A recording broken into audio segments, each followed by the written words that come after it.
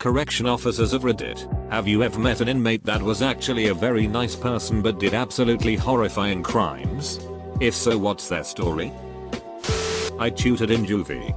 One of the boys had murdered 3 people for a gang initiation and when asked, had absolutely no remorse for it. He was a very nice, polite, and intelligent kid though who would draw me little pictures and always tried extra hard on his creative writing assignments. Had a very good sense of humor too and often made everyone in the room laugh and smile. I honestly had trouble reminding myself that he was a cold-blooded murderer. Corrections nurse here. Never interacted with this inmate. I just see him out on the yard as I come into work. He collects bread crusts and I always see him feeding the birds. And the birds trust him and fly straight to his hand to eat. He looks like a nice enough guy from a distance. And birds only land on the hands of Disney princesses. Right? Well, one day I caught him in a moment. A particularly fat pigeon landed on his hand and bent down to eat. He closed his fist on the pigeon's head and flicked his wrist to snap its neck. Its body was still flailing as he calmly put it into his pocket and then put out his hand again to feed more birds. I was told he was going to cook and eat it, which made me feel a little better. But still. And that's what comes to my mind every time an inmate is nice to me. Not a CO. RN here. I've taken care of a fair amount of detained prisoners that have been admitted to the hospital. I usually ask them what got him locked up cause I'm nosy. I had one super pleasant middle-aged guy tell me his story. Apparently he and his wife were going through or had gone through an ugly split. They were already separated when someone broke into his house with a weapon intending to hurt him. He wound up killing the guy in self-defense. I assume he had a gun or something. But not before he found out his wife had arranged it. She hired the hitman to come kill him. But instead of going to the police after, he went to his wife's place and killed her outright. Super friendly guy though. No idea how much of that was true, but that's definitely the craziest story I've heard from an inmate. Former CO here. I had 2 guys in my unit that strangled their newborns when they wouldn't stop crying. One of them was drinking and trying to watch a hockey game. His daughter wouldn't stop crying. He got annoyed, walked over and just choked her until she stopped. The other guy's story was somewhat similar, but I can't remember the details. They were both porters in that housing unit. They were doing a lot of time. Can't remember exactly how much they were given. One guy was already at year 16. Probably 2 of the nicest guys I met while on the job. They didn't come off as crazy degenerates and seemed like genuinely nice guys. I used to stand in the day room and have some interesting convos with them and their little crew they called the trailer trash circle or something to that effect. My dad worked as a doctor in a prison for a short time. Came back with lots of stories of the inmates. He said he talked to one guy who was always friendly and chill. Found out the guy had a life sentence and asked the guy why he was in prison. The guy said he had a bad lawyer. My dad looked up his information later on and it turned out he had murdered his own daughter. So yay. Never judge a book by its cover. Not a CO. But I did work in a prison. Lots of inmates were seemingly decent people. One guy in particular was a hitman. He and his story were well known at the time. When I met him, I had no idea who he was and wondered what he could have done to land in prison. When I found out who he was, I read one of the books about him. That guy was pretty brutal. My husband is a CO. The guys he talks about actually sound like good people. Then I ask what they did and it will always be a murderer or guy who spent years raping his own kids. Sounds like your husband is a personable man. Having the ability to casually interact with people who've done horrible things on a daily basis is probably one of the most important skills to have in an environment like that. Ex-CO here. Had a man who shot and killed one state trooper and shot another in the groin. He sat as a sniper in the woods and shot the troopers through the windows of the barracks. It was premeditated and he nearly got away with it. He was on FBI most wanted list for a good 2 months. The marshals caught him as he was getting ready to take off on a hang glider.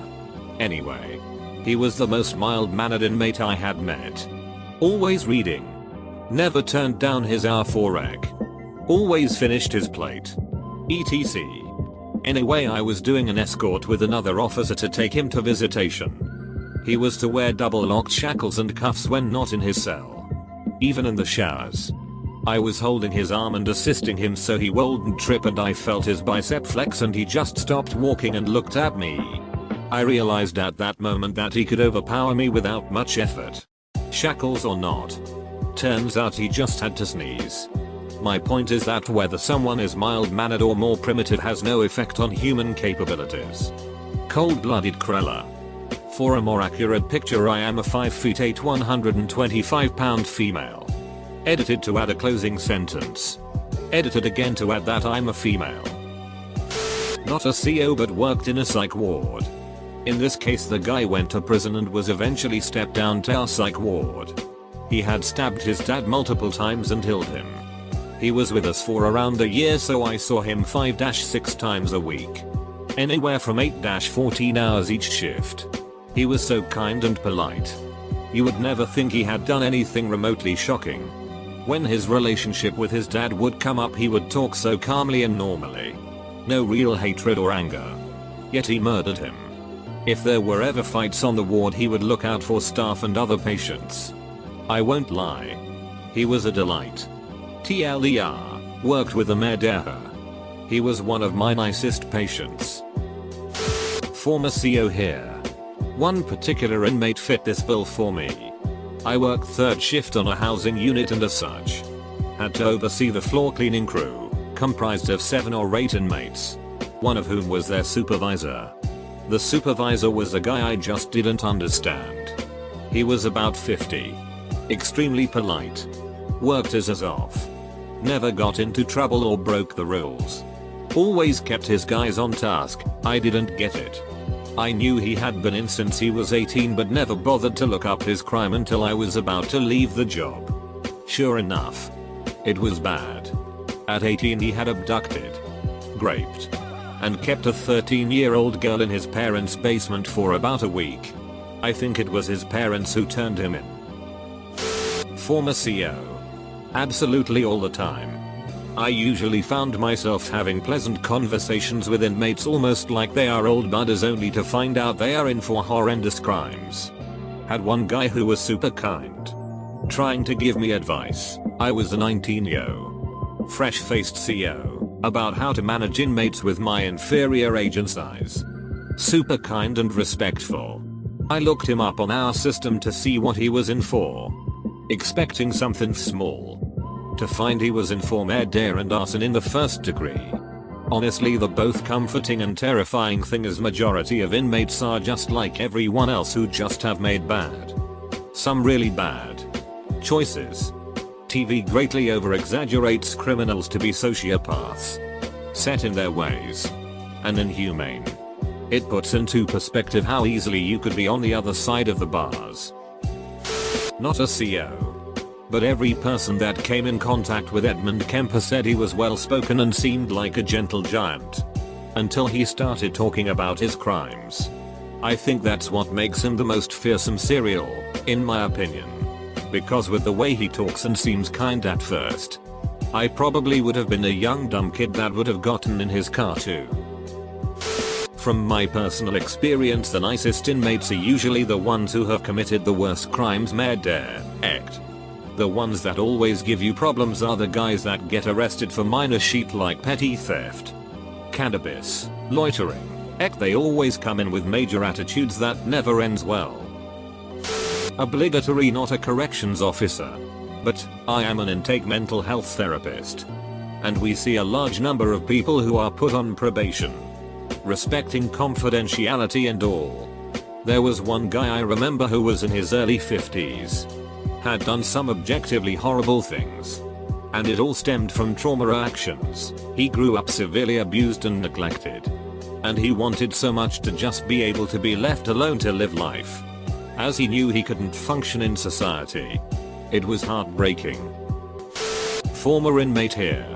Long story short, I was sentenced to state prison for selling small amounts of marijuana.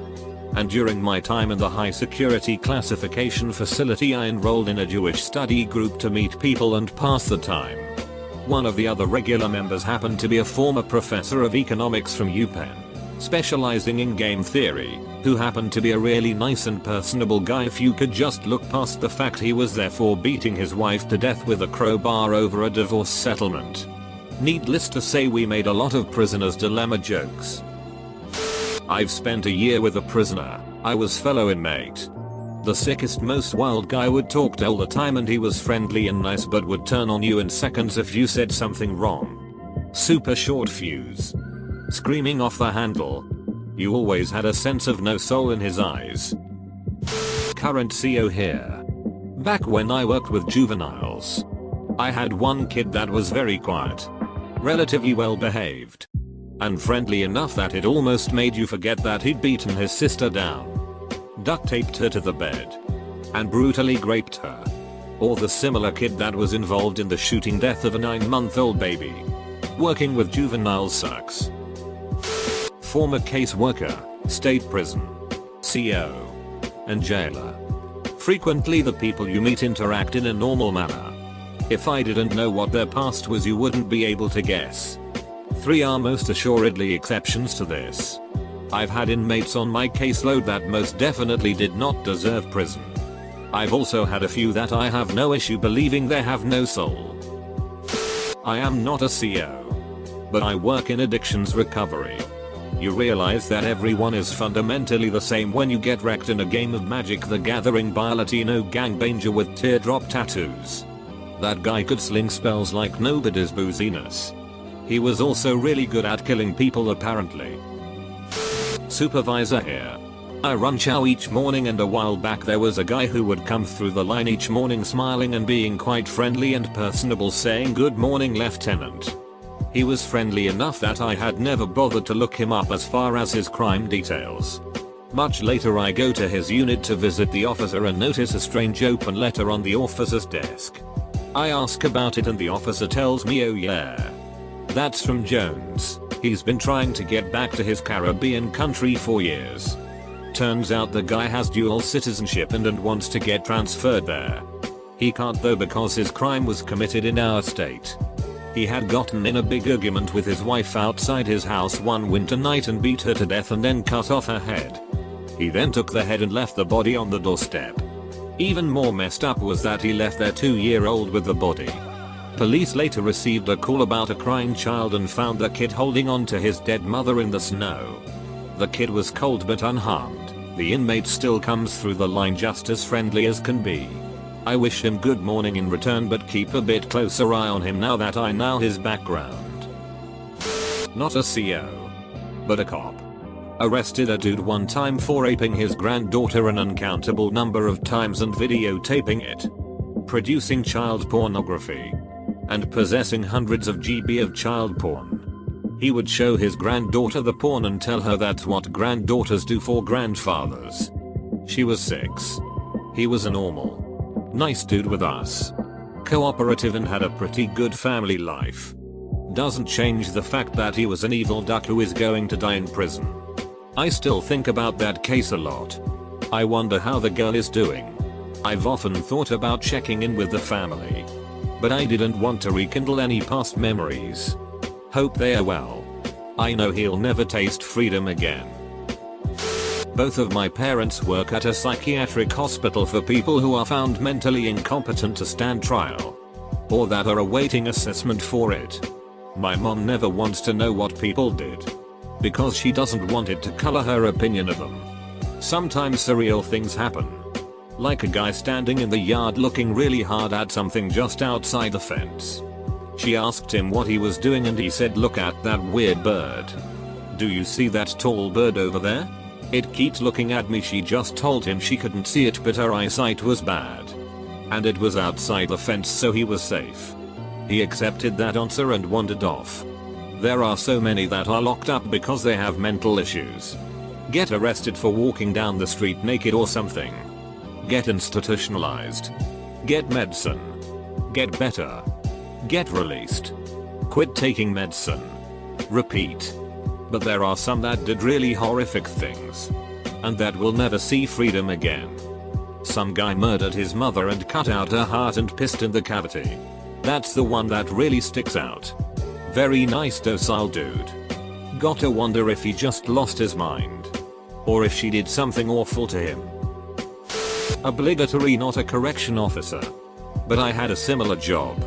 One of the nicest, most polite, likable inmates that I worked with was serving time for assaulting an off-duty police officer.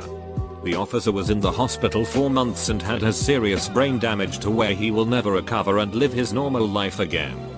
If I didn't know the backstory and just met this inmate on the street, I would have thought he'd be someone I'd be friends with. He was kind, calm, and funny and liked by all the staff and never would have been pegged as someone who would commit such a crime. However, shockingly enough, he was never sorry about his actions or said he regretted what happened or anything. Maybe his likable personality was just a ruse. But it worked. I interned at a mental health ward for kids. On my first day, I just played cards and basketball with all the kids to get to know them. One girl stuck out to me. She was a little kooky, but had a great sense of humor and was amazing at I described her as a budding card shark to my internship group. On my second day, I read the kids' files. Miss Card Shark was in there for killing her family's dog. I was so shaken. I considered asking to switch to a different internship, but ended up staying. MCS had actually been there for 2 years and was in the final stages of successful treatment. So for the rest of my time with her, she was just like any other kid. It was definitely weird, though, when she was playing games with other kids and would jokingly say "I'll heal you." I am a CO. Twice a week I go and get an inmate to clean up offices in the facility. He has access to lots of things he could heal me with. Has healed people and as a former shot caller, has had lots of people beat down, stabbed, and some healed. I love to read. And this guy has read pretty much every book written. As he's been in seg so much that he just read all day. All the time. Since I don't share any personal details with inmates. Whether they just stole a truck or held kids or talked in theaters. Real heinous shit. You know. And keep my life on lockdown. Books are a safe topic. He is very smart. And has a grasp of literature and its impact that is refreshing and enjoyable. I love talking with Garnell, made up name, about books while he cleans and I make sure he doesn't get into off-limits areas or heal anyone. I work in juvenile corrections. There are a lot of pretty nice kids that have done some pretty ducked up shit. One in particular is a little 12-year-old that gets constantly picked on by the other inmates because he is short and he has bowel problems so he has to wear diapers. Turns putty abused multiple little kids. Would trap rats to break their spines. And had a habit of throwing cats off of tall buildings to see if they land on their feet. Not me. But my dad was a CO and had someone in his building that was a respected member of a Jewish community somewhere. His daughter's boyfriend raped her and left her for dead on the side of the road. The inmate found and rescued his daughter. Then went and killed the boyfriend with a shotgun. Outside of this one act that got him life in prison. The inmate was a very intelligent and nice guy. Only heard about him once. Dad didn't like to talk about work at home. Not me, but my sibling is a sheriff in a Canadian province. Sheriffs in Canada handle courtroom security and transportation of prisoners. She had one person in custody who was on trial after getting caught for murdering multiple women. He was in his early 20s and her exact words were, "Thank goodness he got caught because if I didn't know better I definitely would have been friends with the guy."